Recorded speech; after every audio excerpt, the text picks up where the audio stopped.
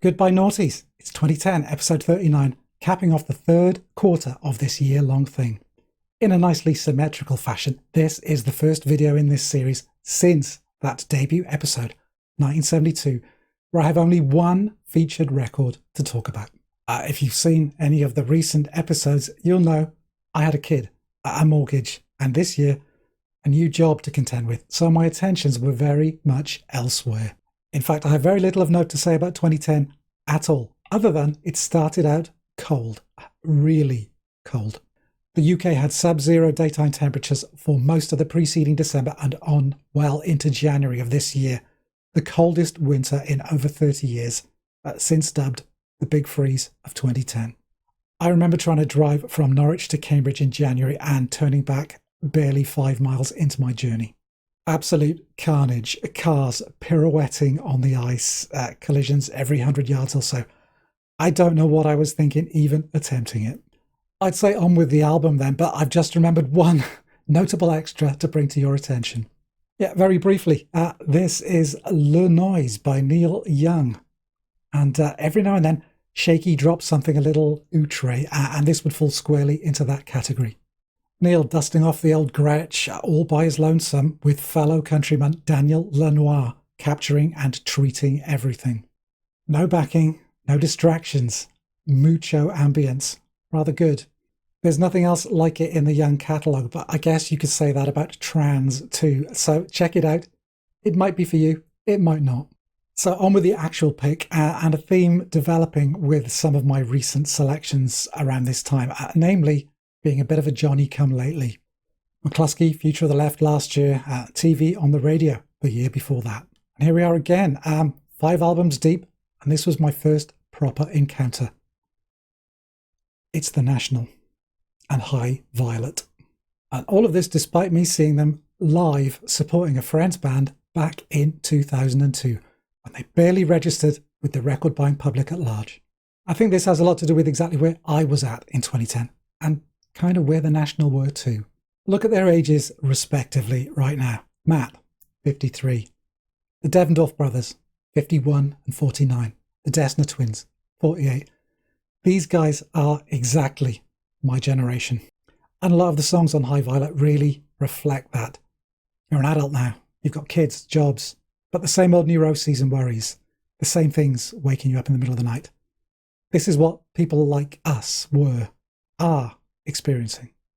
I guess you could argue, if that's how you roll, that I was now a dad, ergo dad rock was of course going to be my latest thing. I'd counter with, but this isn't dad rock. Age alone isn't enough to pigeonhole them, and dad rock has to be considerably less challenging, more workaday to qualify, and calling The National that is doing them quite a disservice, I think.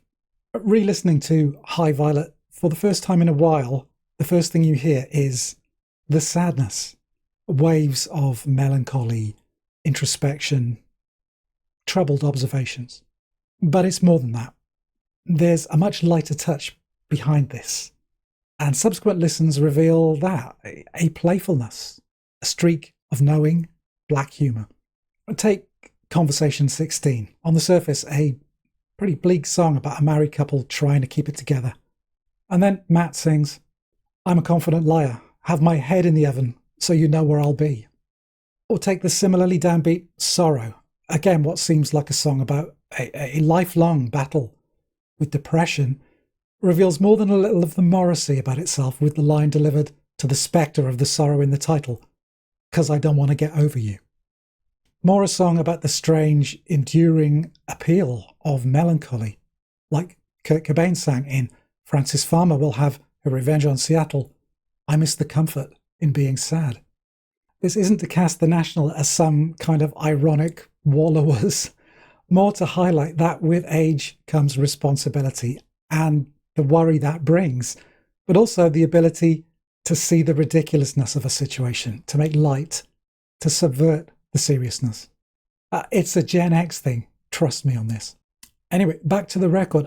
Boxer may have been their breakthrough, but this one refines what they did there even further, to the point that this is one of those rare records where there's not a single skipper in the entire track list. Sorrow and Conversation 16 I've mentioned, but the single, Blood Buzz Ohio, that needs a special mention here.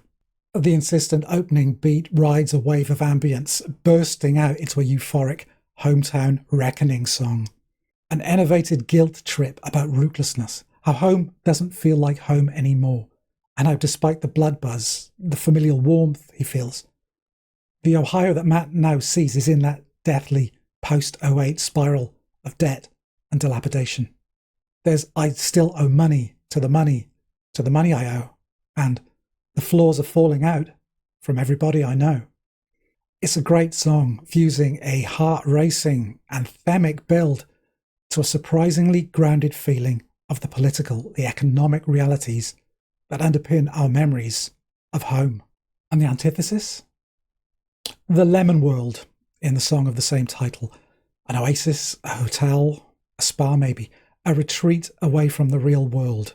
Nothing is real, everything a lie. Matt sings, "You can put on your bathing suits and I'll try and find something on this thing that means nothing." Wonderful cloudy guitars on this one, and a sleepy rolling tom pattern that drags the song along in its wake. What else? Well, too much to cover in this little video, but the skittery drum patterns and solemn strings of Little Faith are beautiful, masking more of the alienation and disillusionment the narrator feels about the elevated circles he's compelled to inhabit, or the stately horns and rising and falling melody lines of England. One of those songs that easily breaks the chains of TV trailer overuse that plague this and other songs like it. Get through all the emotional broad strokes that are responsible for that ubiquity, and you'll find a lovely, wistful meditation on a long ago relationship and the distance that that conveys. I'm probably going to be getting my analogies the wrong way around for some of you here, but I see the National like an American music club. Sad songs shot through with warmth and a dash of acerbic humour.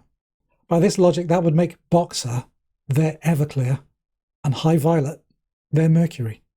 And that comparison works far better for me than wittering on here. Suffice to say, I like Everclear, but I love Mercury. And that was 2010, quite a grown-up album for quite a grown-up phase in my life. What do you think of the National? What do you think of High Violet? Let me know down below. Let me know if you've got a choice that you think tops it. As ever, very happy to see you still here this far into the video. Why not think about giving it a like? It really helps me and the channel. And yeah, subscribe if you'd like to see lots more of this kind of stuff. It'd be great to have you on board. And I will leave you there. Please do take care. And I hope to see you very, very soon on the channel again. Bye for now.